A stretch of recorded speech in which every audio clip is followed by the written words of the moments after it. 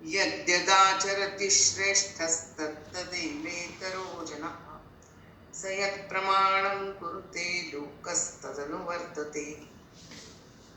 यद्यदाचर यच्या खाली तिच्या दर्शचा उच्चार, श्रेष्ठ ष्ठच्या खाली स्तच्या खाली.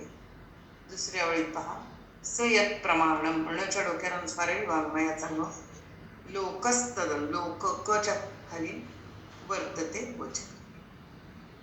यद्यदाचरति श्रेष्ठस इथे थांबूया. तदेवेतरो जनः स यत्प्रमाणं कुरुते इथे थांबा. लोकस्तदनुवर्तते. श्रेष्ठ हा यत यत आचरती. श्रेष्ठ माणसं जसं आचरण करतात, वागतात. इतर हा जना हा तत्तत एव इतर माणसं त्याप्रमाणेच वागतात. स यत प्रमाणन कुरते ती श्रेष्ठ माणसं ज्या गोष्टी प्रमाणित करतात. लोक हा तत् अनुवर्तते. सर्व माणसं त्याला अनुसरून वागू लागतात. यत यत आचरती श्रेष्ठ. समाजातली श्रेष्ठ माणसं जसं वागतात, जसा आपल्या डोळ्यासमोर ज्याचा आदर्श आहे तसा आपण वागतो. ज्येष्ठ आणि श्रेष्ठ जे वयाने मोठे आणि बुद्धीने, ज्ञानाने, सेवेने, आचरणाने इतरांपेक्षा श्रेष्ठ असे लोक.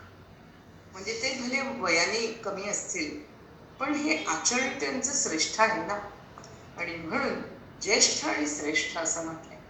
म्हणून एक असं म्हटलं होतं, महाजनो येन गतः सहा पंथा. म्हणजे महाजन मोठे लोक, मोठे म्हणजे आता आपण पाहिलं की मोठे वयाने पण मोठे आणि वागणुकीने आचरणाने मोठे असे लोक ज्या मार्गाने जातात तो मार्ग अनुसरावा माणसाने. अर्जुन हा श्रेष्ठ होता.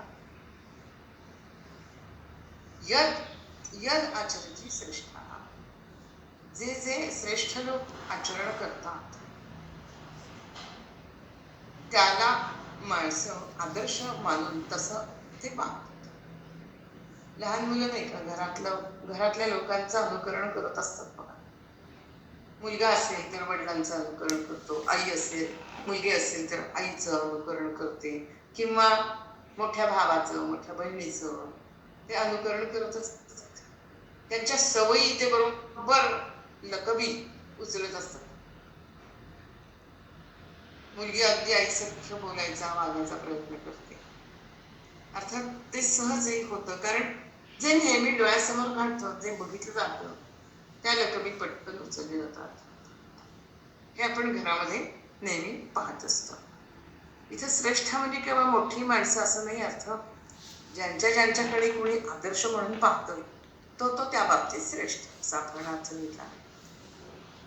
मग त्या माणसाचं चालणं, बोलणं, वागणं कसं आहे त्याचं निरीक्षण केलं जातं आणि तो माझ्यासाठी आदर्श आहे असं तो मानतो. भगवंत पुढे सांगतात की स यत् प्रमाणं कुरुते लोकः तद् अनुवर्तते. स यत् प्रमाणं कुरुते. प्रमाण मापदंड ठरवतो.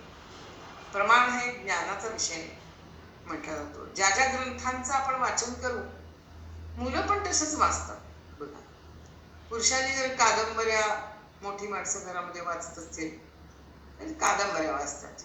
मासिक वाचत असतील मासिक वाचतात. जे जे आपल्या घरामध्ये आहे त्याचा ते बरोबर त्या त्या गोष्टी ते उचलत असतात आणि ते सहज होतं. तसंच आपल्या घरामध्ये गीता जर वाचन होत असेल तर मुलंही तसंच करतात. आपण भगवद्गीतेचा अभ्यास करा ही प्रेरणा अनेकांना मिळा स यत् प्रमाणं कुरुते. आणि म्हणून असे लोक आपल्यासाठी आदर्श आहेत.